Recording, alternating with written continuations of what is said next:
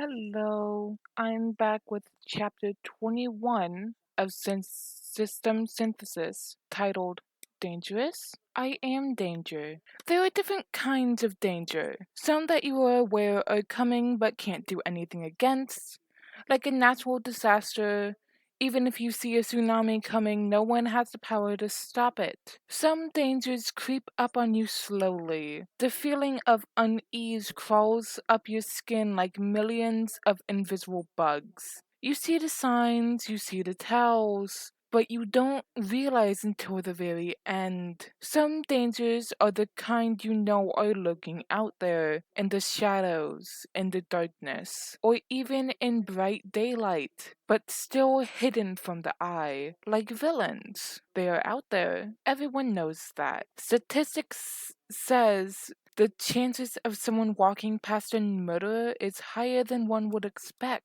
But there are dangers that can happen, but there is nothing to be done about it. You know, the moment you step out of your house, the chances of being hit by a vehicle increases drastically. But there is nothing to be done about it. You can take precautions for it. And then there are some dangers that no one expected. No one saw it coming, like the day in the mall. No one had expected the mall to be attacked by 4 villains. Sure, no one was injured, but they were traumatized.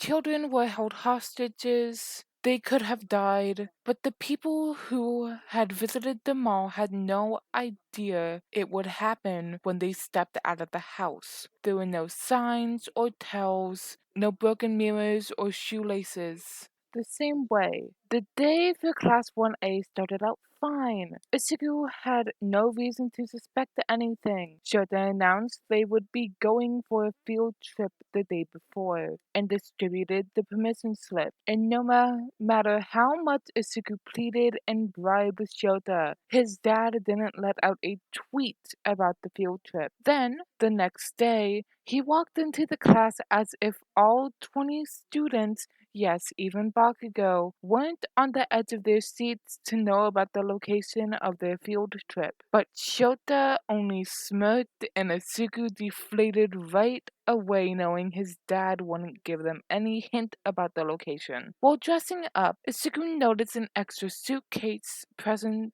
with the one that held his costume. He opened it and gasped. The weapon he had asked for had already arrived. A pair of glistening excremus rods lay in front of him. Along with it was an instruction manual. Click the button near the edge to convert into a whip.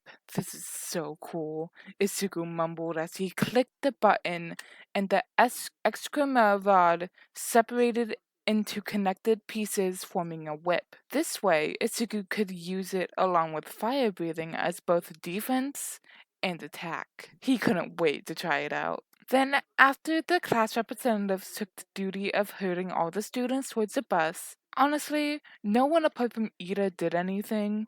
Ichigo almost felt bad seeing the way Ida's face was slowly turning red as he was imploring everyone to walk out in a single line. And no matter how many times Ayuozu told him to take it easy and just let the rest be, Ida refused. Ichigo was finally starting to believe all the outlandishly embarrassing stories Tensei told him about Ida's uptightness and his desire to go by the rules. All the students and people who thought Shota was a boring person clearly didn't have the skill to read emotions, because his dad looked far too amused with the situation than he should be. Albeit the amusement was hidden behind his scarf, Ichigo knew for a fact his dad could have easily released Ida from his misery by a single glare directed at the students, but instead he only spectated from the sideline. Ichigo was 90% sure he saw him recording Ida chopping his hand up and down while desperately trying to get everyone to form a line. That video was definitely going to be sent to Tensei. Please send that to me later on, Ichigo whispered as he passed by his homeroom teacher. His dad only snorted and nodded as they got on the bus. The bus ride was fun. Ida was sulking in his seat about the seed arrangement. Kaminari, a brave soul, was teasing Katsuki, Kirishima by his side. Uraka, another brave soul, was egging them on. Itsuku sat next to Asui and Shinso, making small chat with the frog mutant girl. Everything was fine. Itsuku so badly wished it had stayed like that. Itsuku recognized the building the moment the bus drove close to it. He had only seen it a few times before on the internet, but given the hype for it, it was hard to forget. Whoa, is that USJ? Kaminari exclaimed with excitement, practically bouncing on his seat. Universal Studios Japan? Itsuku snorted. So close. When was this built?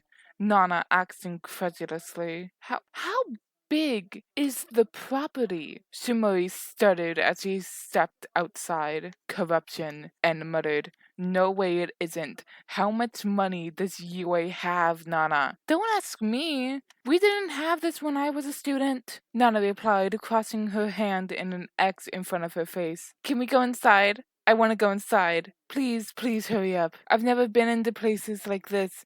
What's Universal Studios Japan? Shigaraki rambled on. This place was huge. Gosh, I'm so jealous. I've never visited places like this in my life until now. Isuku, I love you. Thank you for giving me this opportunity. I'm pretty sure I visited more places in the 3 years we spent with you than I have in the 2 decades of my own life. Isuku blinked and side-eyed the first message. Really? Shigaraki nodded earnestly. Yep. Isuku frowned. He realized Shigaraki, despite being the one who talked the most, was the one he knew the least about. Why not? Shigaraki's mood took a sudden drop. His body tensed up for a short moment as the excited shine disappeared from his eyes. Isuku felt stupid for asking the question. Of course, there was a bad history behind it. Why else would someone like Shigaraki, who seemed to love traveling, never travel before? Shigaraki chuckled. I spent most of my life locked up somewhere. It was hard not to notice how hollow he sounded when he answered. Isuku decided no matter how curious he was, he wouldn't push it any further. All the other messages had opened up about their past one by one with time. Isuku could wait, and if Shigaraki never wanted to talk about it, that was fine as well. I'll try to visit as many places as I can. Shigaraki smiled softly and floated closer to Isuku. Thanks, buddy. Alright, housebond, get moving. Isuku heard his dad tirely drawl once everyone was out of the bus. Benzo snorted as they walked behind their teacher to the entrance gate. Y'all like ducklings following him. Isuku blinked. Huh? Nothing, kiddo. Benzo snickered. Keep waddling. What? Ignore him. You should know by now he's got a few screws loose, Shigaraki said. Just a few? Hey! Banjo complained. Ichigo decided to ignore them as Shigaraki and Banjo started their usual banter. Then he spotted 13 waiting for them inside and felt his excitement skyrocket. He had so many questions about 13's quirk. There was hardly enough information about them on the internet. HumanNet was out of his reach until he got his provisional license, and his dad admitted not knowing much about 13 either, apart from her name and what she looked like. Not enough information, not even remotely enough for someone whose quirk is black hole. Welcome to the unforeseen stimulation joint, 13 greeted enthusiastically. The computerized white eyes on her max curved into happy crescents, but his good mood took a hit when he saw his dad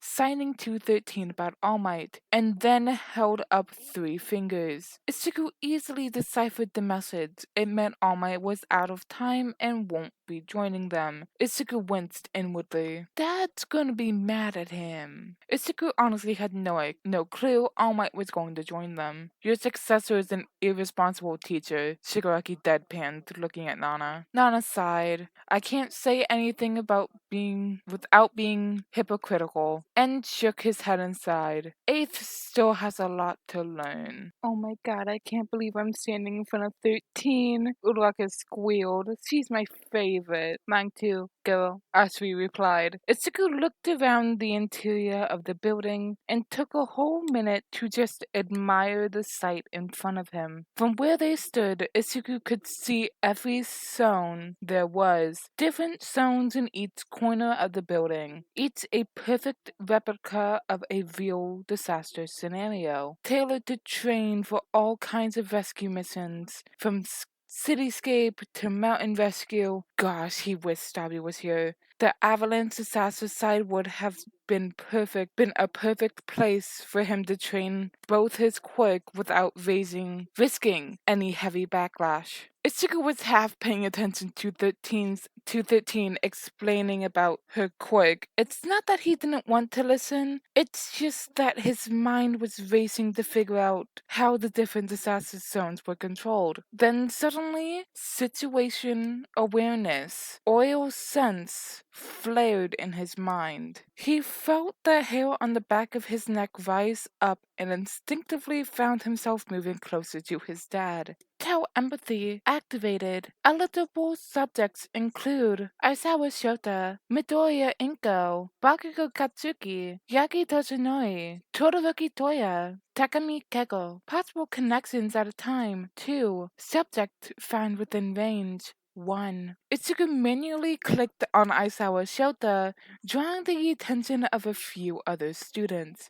He ignored it in favor of staring at his dad. He felt the connection established in his mind. Dad. Shota's eyes immediately flickered over to him. Threat incoming. His dad's eyes widened a minuscule amount. He immediately nodded and stepped near the stairs, eyes scanning every corner in search of the oncoming threat. His dad signaled to 13 to evacuate, or so Itsuku assumed, given by the swift hand gestures. He assumed it to be most likely a hero-specific sign language, and the slight widening of 13's digital eyes. The rescue hero smiled, the type to calm down panicking citizens, and instructed his class to go back outside. But of course, they don't follow immediately. Confused and inquisitive, Itsuku wanted to snap at them. The ever-increasing uneasiness coiled inside, tense like a twisted rubber band, making him impatient and alert. Itsuku also felt bad because of his urge to snap.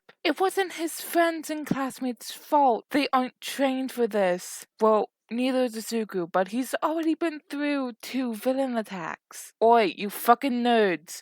She said get out. Now move. Katsuki snapped, most likely having noticed Itsuku's tense posture and the way his dad was scanning the place. But by then, it was already too late. The thick metallic gate shut the exits with a loud thud. One by one, Itsuku could hear all the exits being closed. Itsuku felt it before he saw it. All his senses, save his sight, tunneled towards the plaza with such intensity. Itsuku felt like someone had forcefully whipped his head around. And when his gaze shifted to the plaza, he saw it. A small, tiny dark color mist hovering mid-air. The plaza, he shouted, just as he thought of it. The mist doubled in size and several villains poured out. But Itsuku could feel there was something much, much worse coming. Whatever was on the other side of the misty portal either had a quirk that induced fear into its victims, or whoever it was, they were strong enough to turn Itsuku's sharp senses against him. And boy, isn't that a frightening thought. Itsuku moved his hand the moment he felt someone next to him, using his hand as a barricade to stop them from going any further. Move back. He saw his dad glance at him, a slight proud look in his eyes. What's happening?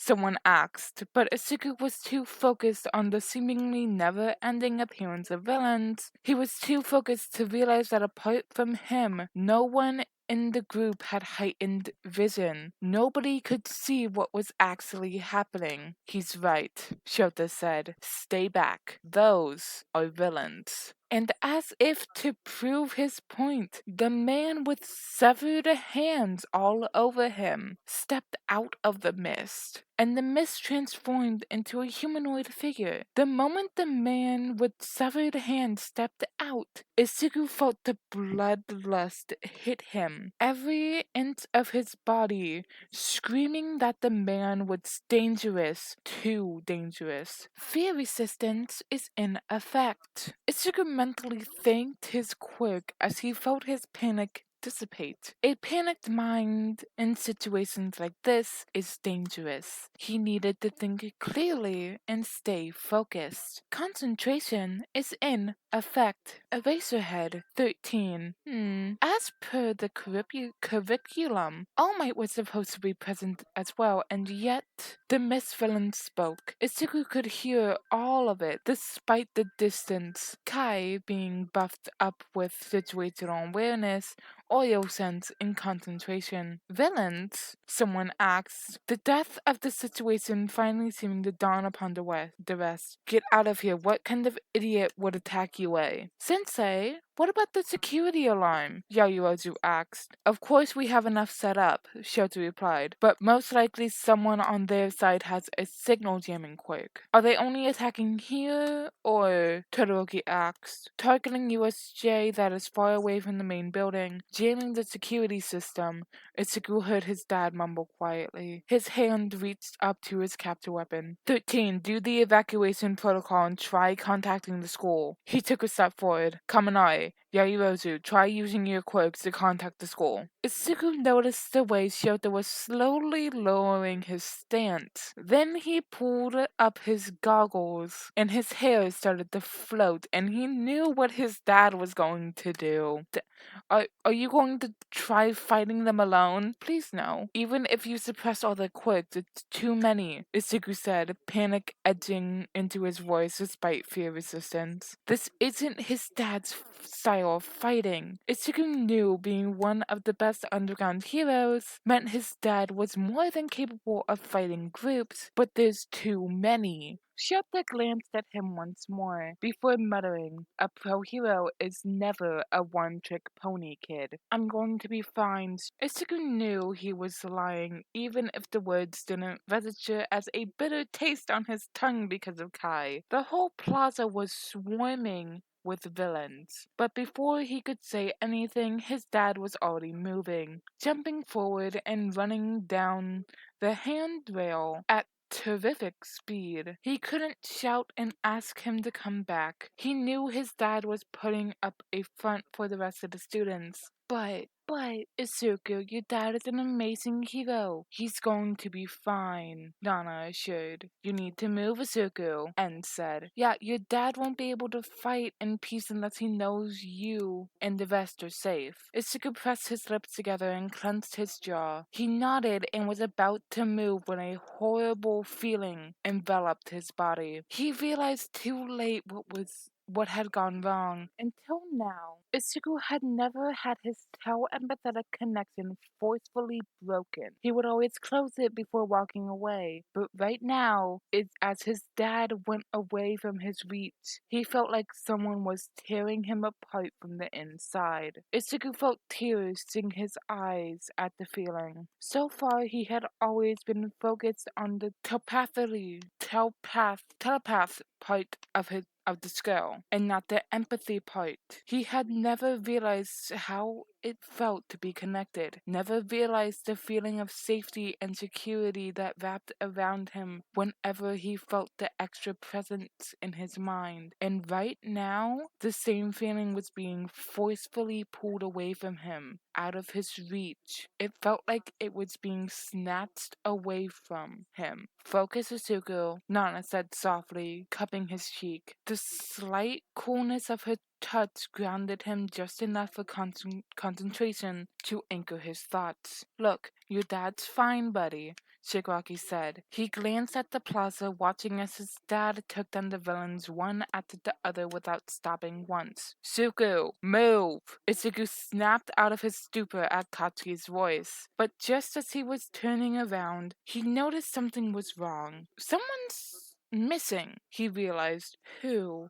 His eyes flickered all over the crowd of villains. Who's missing? Who's not there? The moment he realized it, he also felt it. The mist villain. Ninth turn, now, End said. Ichigo spun around, selective focus tunneling his vision to the three students in front, and the small mist forming in front of them. We need to evacuate now, Ida said. Guys, stop, Ichigo shouted, hand outstretched. He felt a tug on both hands as two invisible ropes wrapped around Mina and Jiro and pulled, just in time as the small mist expanded into a huge wall in front of them, blocking their path. Unfortunately, I cannot allow you to go any further, the villain said politely. Ichigo moved forward. His mind urged his body to put itself in front of the rest, in front from where he knew he could protect the rest. Greetings, the villain said. We are the League of Villains. I apologize for the intrusion, but we took it upon ourselves to enter UA Academy in order to engage All Might, the beacon of hope. We were wondering if we may be allowed to extinguish him, you see. Ichigo felt his blood run cold. They wanted to kill All Might? They're really fucking stupid if continued. Perchance was something altered. The villain probably was going to say reach, but he realized his mistake. With them gone, the next quirks. Maintaining distance was the only way, and if they were looking at him, to him, because they think he's the only one calm enough to guide them. You're but a child. The rope attaches something around the part where his neck would be, if we considered the area around his eyes to be the face. Guys, move! Ichigo shouted and pulled the villain towards him. Just as the villain came flying towards him, he jumped out of the way. Ichigo's startled yelp mixed with the villain's own surprised gasp. What did you do? The villain asked. The fake politeness slipped away as he stood up. Ichigo jumped back, both arms extended to his side to create a barrier of sorts between the villain and the rest. They only had 3 long-range fighters at the moment. Kachan, Zero, Kirishima. Attack 5 inches below his eyes. What? Kirishima and Zero asked while Katsuki lurched forward to attack. He means... Katsuki growled, aiming an explosion vaguely around the part Ichigo had mentioned. Here, got it, Zero replied, aiming his tape. The villain flickered as if miffed at the attack. Are you sure? Kirishima asked, eyes glancing between Katsuki, Zero, and Ichigo. Fight or shut up, shitty hair, Katsuki growled, jumping to land a kick. Kirishima clenched his jaw and bolted forward to attack the villain. The villain seemed occupied enough with the 3 of them. Ichigo took the chance to rush to Ida. Ida, I understand you don't like the idea of leaving, Ichigo said, placing a hand on Ida's shoulder to ground him, just in case. But you're not going to leave anyone behind. You're leaving to get help. You're going to use your quirk to save us. Just like you did during the lunch break, Uraka added from behind him. Ichigo could see as the panic and distress changed to determination in Ida's eyes. He clenched his jaw and gave a nod. Go, Ichigo said, voice grave as he turned around. Behind him, he heard Ida's engines growl to life and felt him rush away. The villain turned his entire attention towards him and narrowed his glowing eyes. He dived his body to avoid Katsuki's attack and diverted his attack to hit Kirishima. I have had enough, he said, and before anyone could do anything, the dark mist surrounded them. Instinctively, Ichigo pulled the 2 nearest to him towards himself, just as they fell through the mist. When the mist disappeared, Ichigo found himself free-falling. He flailed his arms around uselessly and turned around. If he's falling, he needs to see where he was falling. Luckily for him, he found himself falling directly towards a water body. Itsuku moved his body until he was completely vertical. If he hits the water belly first, it would hurt a lot. He knew that from personal experience. He didn't have enough time to suck in a deep breath, but pinched his nose as he fell inside the water. As soon as he was underwater, selective focus flared, informing him of an oncoming danger behind him. He spun around, letting out a muffled yell when he saw a shark head swimming his way. The shark head was too fast. He couldn't move away fast enough. He let go of his nose and held up his hand, ready to fight. One for all is in effect at 5%.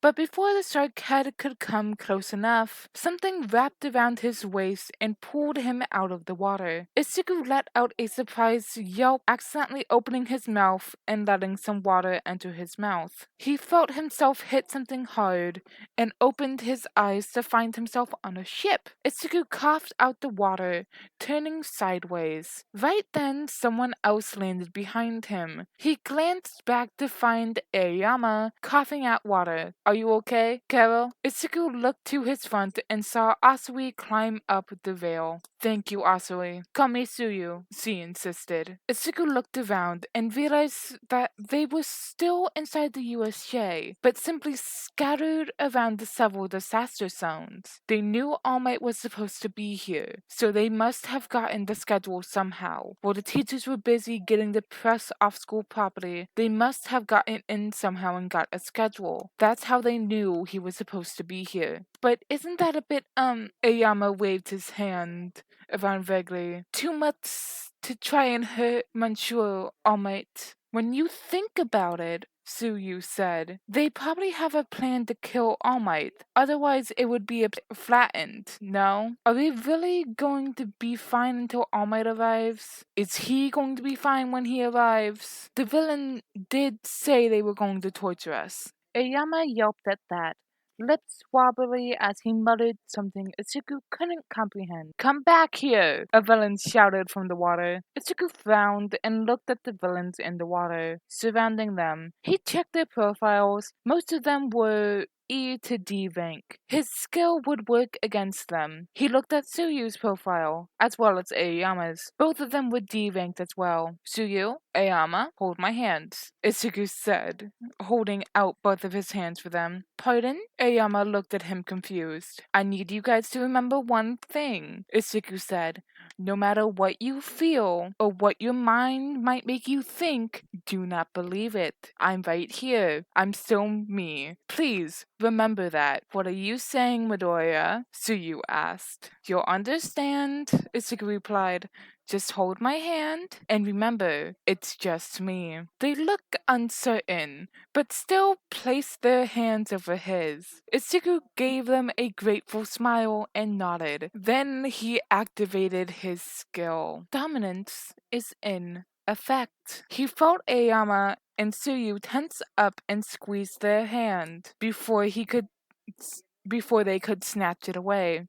Itsuku, while training with his dad, had found out that the effect of dominance could be broken. Itsuku, stop that, his dad said, feeling Itsuku's dominance.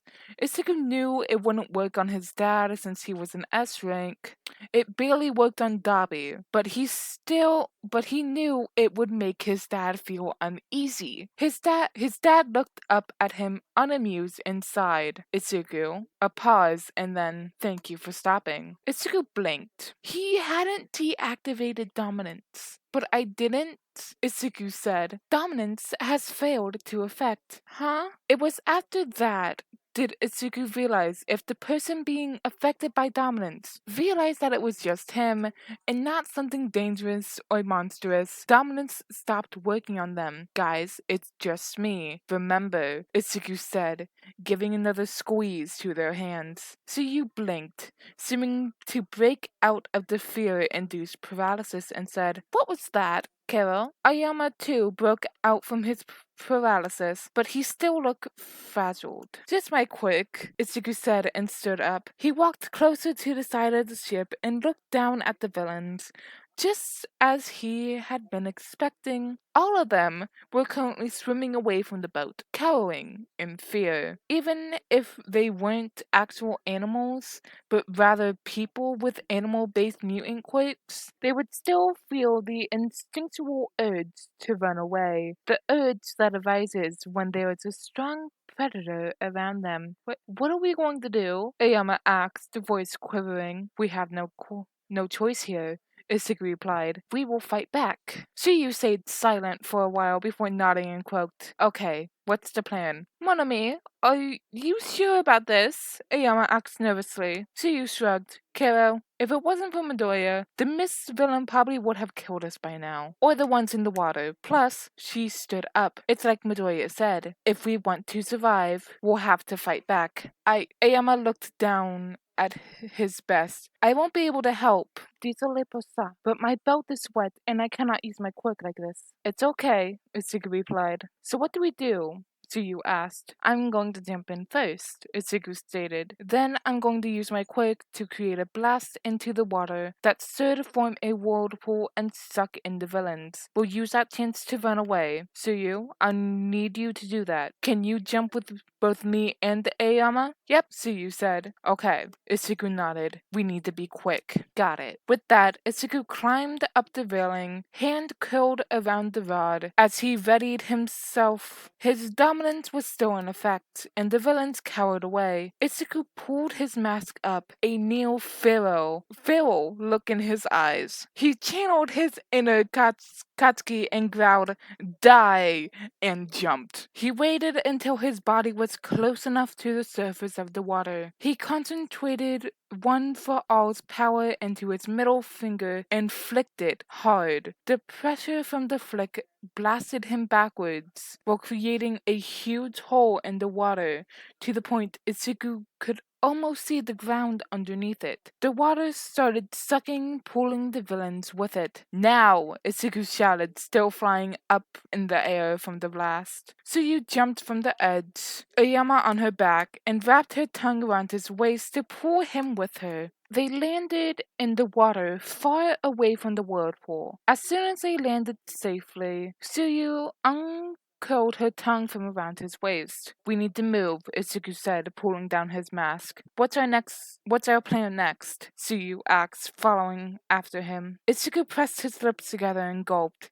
His plan next was to head to the plaza, but he couldn't let Tsuyu or Ayama come with him. Mon ami, we are not getting involved in that, Ayama said, placing his hand on his shoulder. Itsuku clenched his jaw. He can't not get involved. Ever since his dad jumped down to protect them, he had this uncanny feeling that something horrible was going to happen. He's fighting too many of them at once, Itsuku said. It's not the kind of fight he's usually in. He jumped in to protect us, even though he knows he's going to overextend himself. Midoriya, I'm not saying we have to fight, Itsuku said almost desperately. I can't. We'll just see if we can find an opening and lessen his pressure. Itsuku isn't sure what Tsuyu saw on his face, but whatever it was seemed to be enough to convince her, as she nodded. Even Ayama stared at him with wide eyes before stuttering out a soft "Juban." Itsuku isn't sure what it meant, but he guessed it to be something along the line of okay. As Itsuku came closer to the fight in the plaza, he felt his heart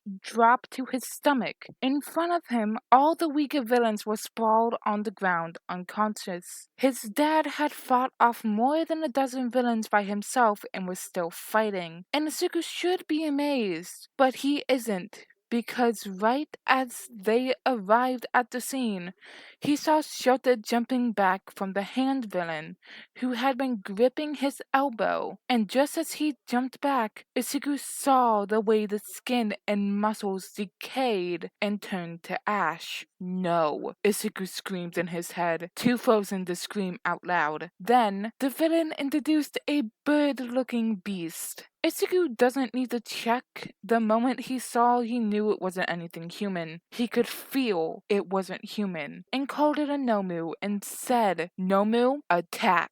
The beast let out a bone-chilling scream and lurched forward. In that moment, Ichigo realized the terrifying feeling from earlier wasn't just the hand villain, but also the beast. He let out a whimper, tears stinging his eyes as he watched, making him fly backwards until his body hit the fountain. Shota quickly got up on his feet and jumped sideways just in time to avoid another direct punch from the beast. Ichigo sucked in a sharp breath when he saw the way a crater formed around the part the beast's fist hit the fountain. The water burst out from there, and the water slowly turned red from Shota's blood. Even though Shota was on his feet, Ichigo noticed his body was swaying. In that moment, he also noticed the way his chest rose and fell at a rapid speed, and realized he was over-exhausted. And on top of it, he was already wounded at most, and because of it, he couldn't move away fast enough as the beast grabbed him by his leg and flung him to the ground. His dad let out a loud, painful cry. The sound of it made Asuku whimper. He rolled aside just as the beast jumped on him to punch, but he wasn't fast enough to create distance. His dad let out another cry when the beast pushed him down on the ground and then grabbed his hand right where it had been decayed and crushed it.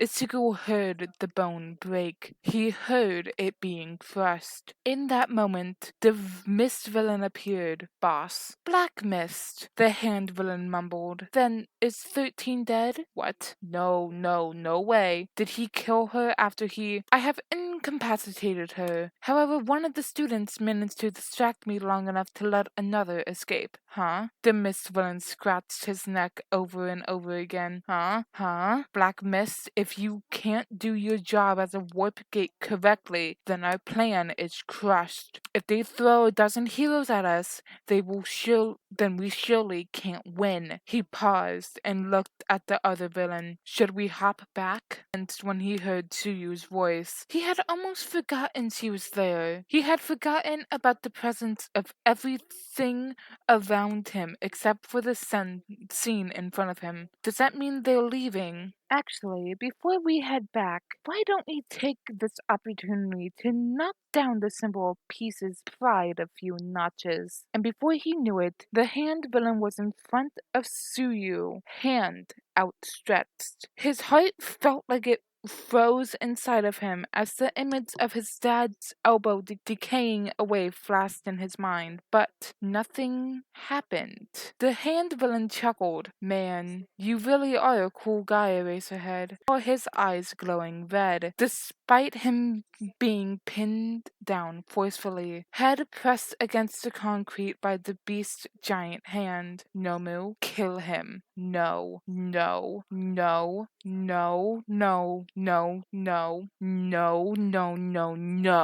Rage, despair, helplessness, fear swirled inside of him like a growing storm. Sprint is now in effect.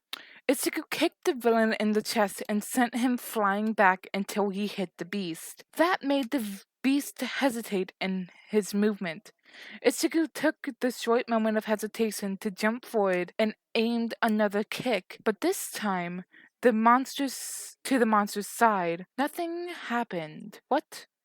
Was I not strong enough? Man, why is this NPC coming in between? The hand villain grunted as he got down on the ground. "Nomu, kill him." Ichigo let out a sigh of relief as the beast directed his attention towards him and away from Dad. He knew he wasn't going to be strong enough to fight the beast and defeat him, but he could hold him off long enough for help to come. Itsuki was reconsidering his thoughts when the beast punched him in the gut. He went flying back and tumbled on the ground. He pressed his hand against the ground, ignoring the burn as he skid backwards. Shit, it's really strong. He got up and winced as a sharp pain elected from his side. I think I broke a bone. Wasn't too worried about it. He knew regeneration could take care of it. Ignoring his pain, he focused back on the beast and jumped forward. This time, he took in deep breaths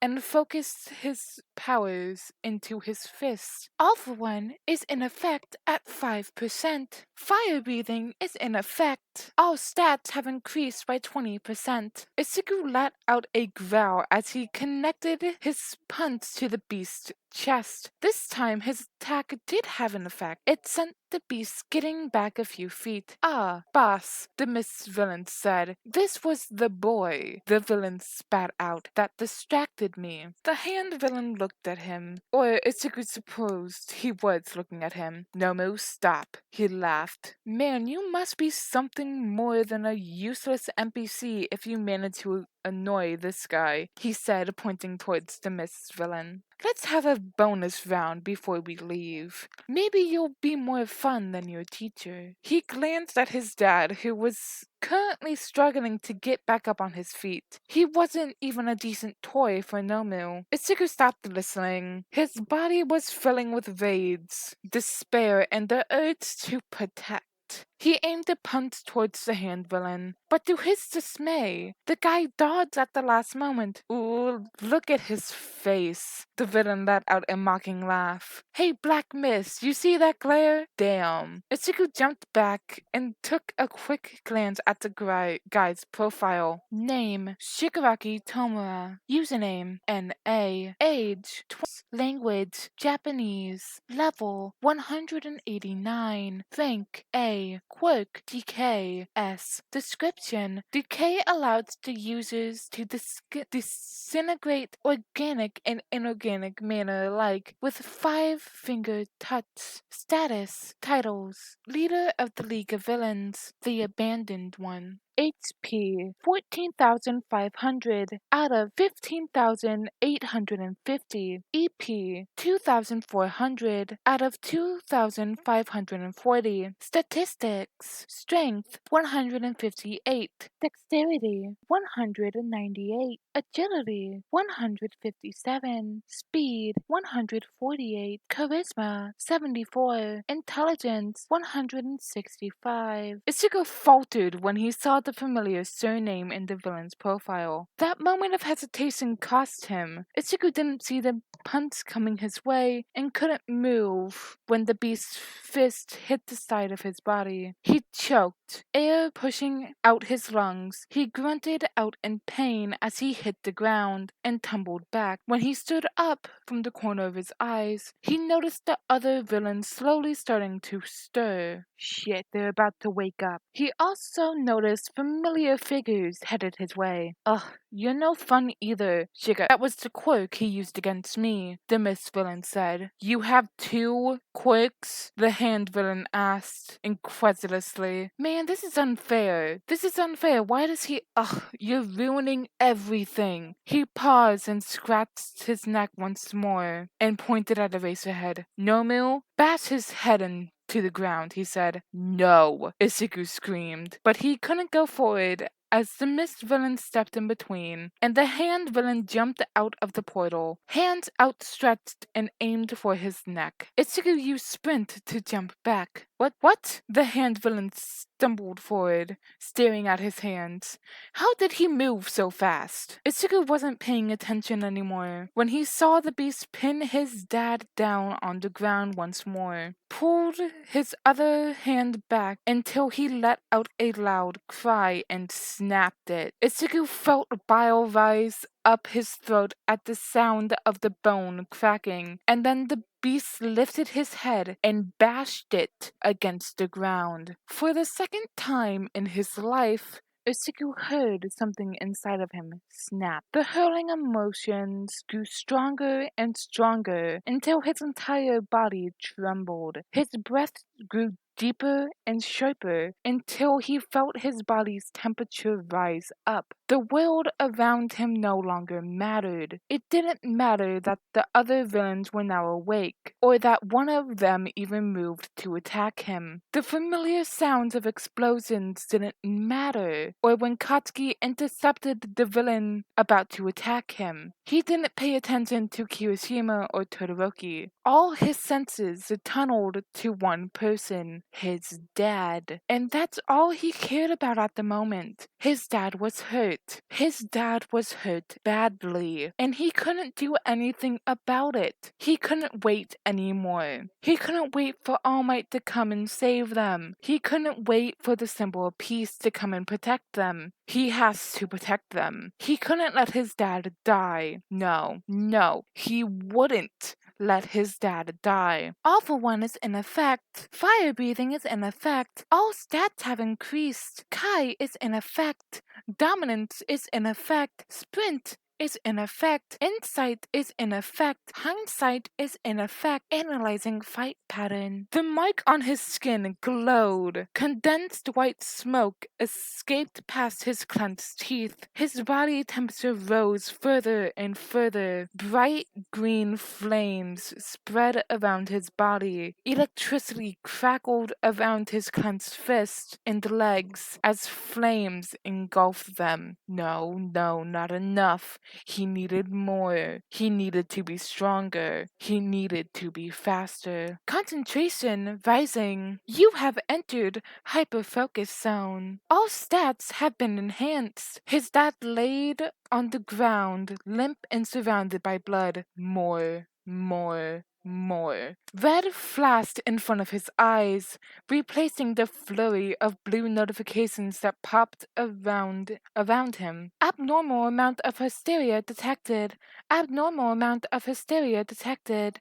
Abnormal amount of hysteria detected. Abnormal amount of hysteria detected. Abnormal amount of hysteria detected. User is entering a dangerous state of mind. Adjusting. All stats have temporarily increased. Congratulations, you have leveled up. Congratulations, you have acquired a new skill. Dragon's Domain. Adjusting. The hurling storm inside of him exploded into a crescendo before coming to a complete halt. The storm, the cyclones, the clouds, all of it was gone, leaving behind nothing but serene, quiet calmness inside of his mind. You have entered Berserk mode. For the next 10 minutes, all damages dealt by users will increase by 20%. All damages dealt to the user will decrease by 20%. How dare you? Ichigo spoke. With his voice, the ground shook and the walls trembled, and everyone, foe and friend, alike froze. That wasn't the voice of just one person. The voice distorted and reverberated as if multiple people were speaking with him. Ichigo radiated a presence so strong, no one dared to move. No, they couldn't move. They were being forced to stay still in their place. How dare you? Ichigo repeated. The ground trembled with his rage, and the rage of One for All, and all his predecessors combined. Glasses around them shattered to a million pieces. The smoke that escaped his mouth burst into toxic green flames. It curled around his neck and chest like two twin dragons. His eyes glowed in the same shade of toxic green as pure power bubbled inside of him. Electricity crackled around him, cracking the concrete underneath him. Strong smell of ozone filled the air. Fire breathing, third form. Hands off. Ichigo growled and lunged forward. Glowing red marks appeared all across his legs as the power of One for All concentrated in him. Faster than anyone could see, he closed the distance between him and the Nomu. Then he jumped and kicked Nomu, and this time the beast went flying back, crashing through the fountain destroying whatever little was left. What the fuck? He heard Shigaraki blurt. What is this? Phase 2? He isn't even the main boss. Ichigo ignored his words and gently picked up his dad's bloodied and broken body in his arms. Before jumping back, he laid him down in front of Tsuyu and Aoyama. Then he stood up and faced Shigaraki once again. With his dad right behind him, he could focus solely on fighting them. Ichigo took a few steps forward, reached behind his back with both hands, and whipped out the two excremove sticks. His fingers curled around them tightly. Flames formed around his hands, extended to the sticks, lapping and curling around them until they were completely engulfed in them. Fire breathing. First form. He pressed a small button on the side, and the sticks extended into fiery whips. He raised his hand up before swinging them down hard. The whips cracked the ground before retracting back into the sticks and sent out two semicircles of toxic green flames that cut through the concrete, drawing a line on either side of him. Then they lowered down to the ground and spread around in front of the line. And with that, Ichigo swore the villains won't be able to touch anything behind that line. Everyone behind that line was under his protection, and no one was allowed to hurt them. You have established Dragon's Domain, a separate space created by Dragon's Breath. Within Dragon's Domain, all damages dealt by the user will increase by 30%. All damages dealt to the user will decrease by 20%.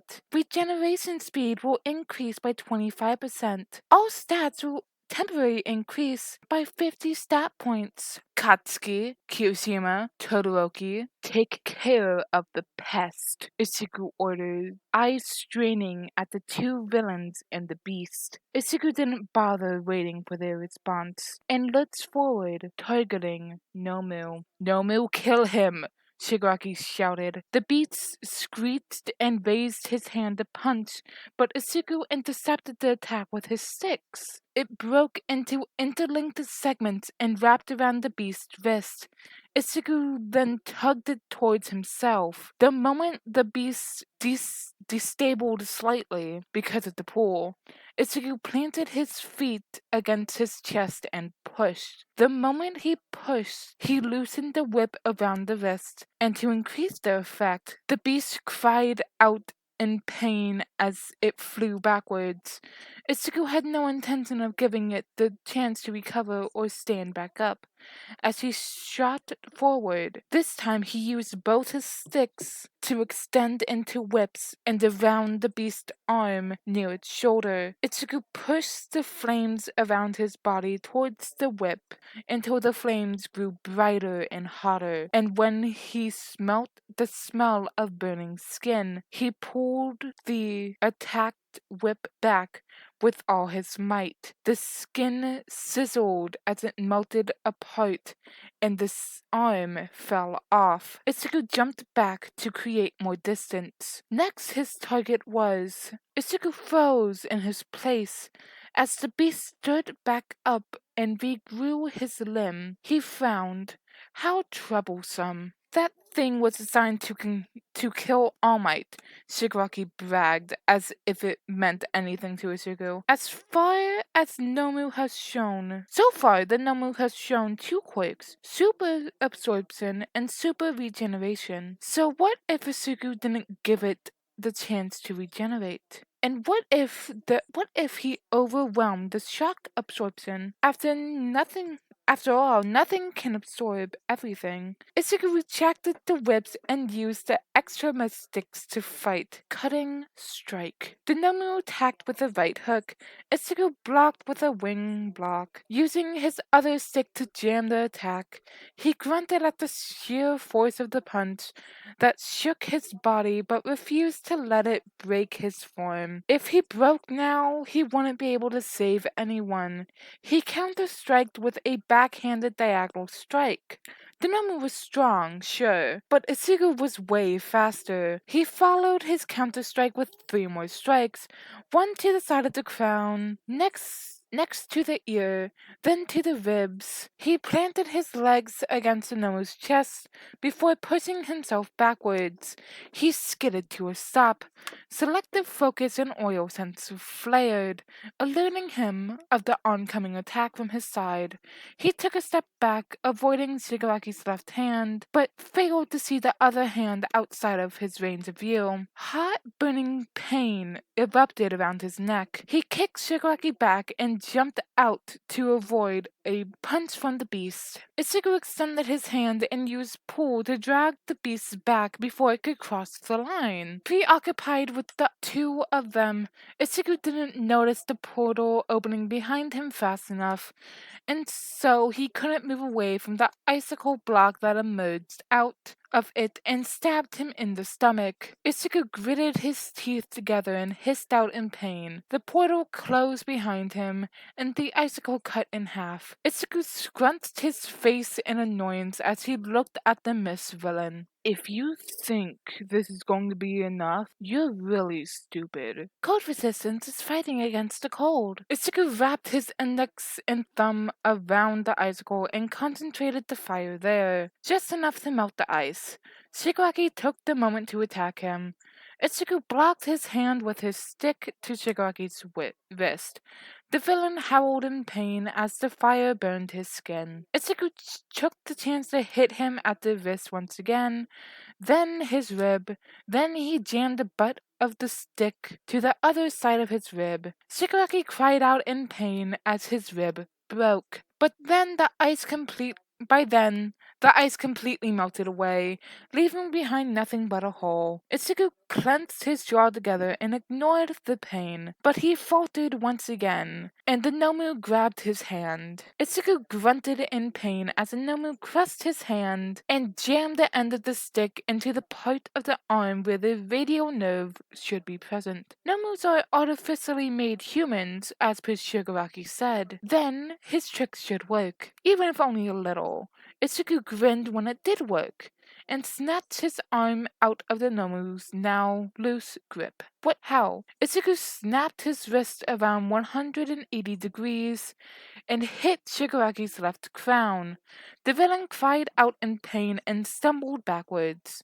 Ichigo took the chance to put distance between himself and the 2 of them. He turned to the Mist villain. You're bothersome. He extended his hand and pulled the villain towards himself, and once he was close enough, he used his stick to strike the part where he knew the villain's body was. A crack was heard, and the villain's mist flickered. He grabbed him by the metal portion around his neck and tossed him back to his boss. Ugh, you're ruining everything. Everything. You cheat. You used to cheat. It's unfair.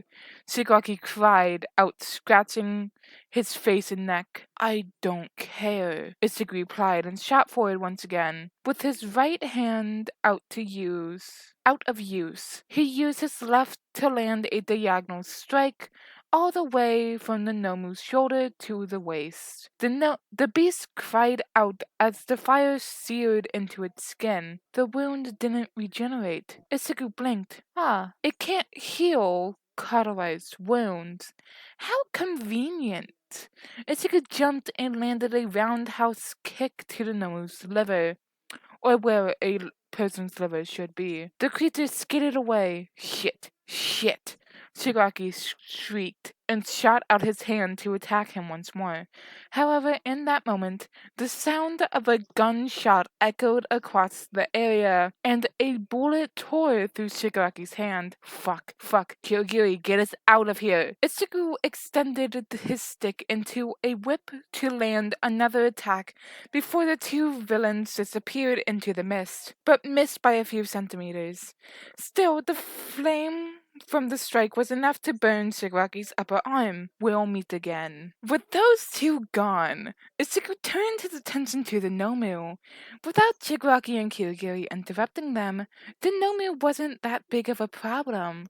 Ichigo put away his extra sticks in favor of fighting the creatures with his fists and kicks.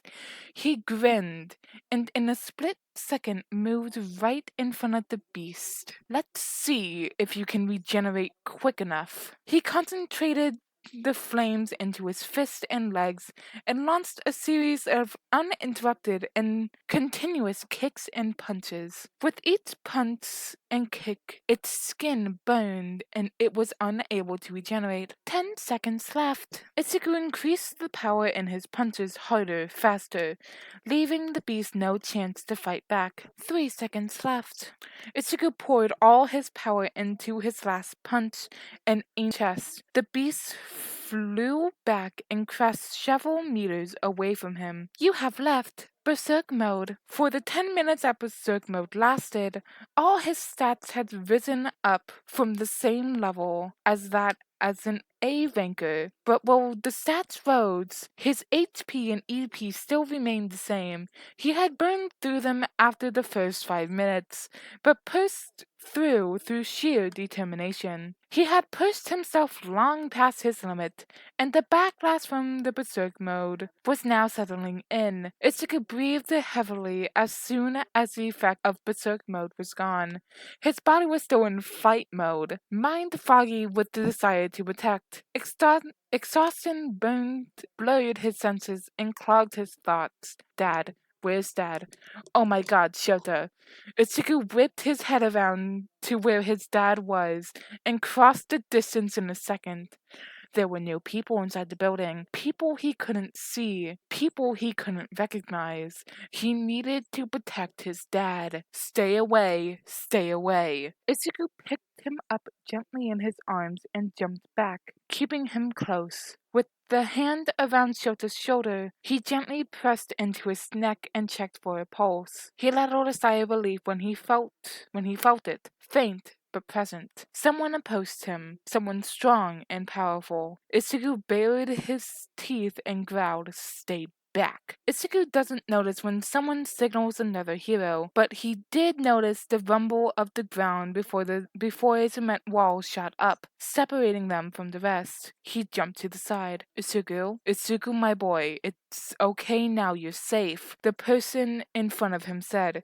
Ichigo growled once again. The word did reach him, but his mind was still muddled, still high from the fight and the effect of Berserk mode. He didn't comprehend the words. "Suku," another voice called in the back of his mind. A part of him screamed at him. "You know them." Ichigo ignored it. Not right now. He needed to keep his dad safe. He needed his dad to stay safe. He needed, "Suku, it's okay. Shota's safe now. You protected him, kiddo." Oh, now that he understood. "Ichigo," a woman's voice spoke. "It's okay now. You can let him go now. The fight's over." Another male voice, gentle and serene, said, "You protected everyone. You give him to them, buddy. They'll keep your dad safe." Another male voice said, louder than the other one. Ichigo pressed his lips together and nodded. Okay. He didn't fight when the first person from before took his dad from his arms. "Keep safe?" "Yeah, okay, I promise I'll keep him safe," the second voice from before replied. "Promise?" "Promise." And with that, the last bit of consciousness slipped away from his grip as soft red enclosed around him. Alright, that is the end of this chapter. That was a lot. But anyways, I hope you enjoyed. Sorry if I butchered the French. I did not take French. That was my sister. Anyways, sorry for any stuttering or mispronunciations. Bye-bye!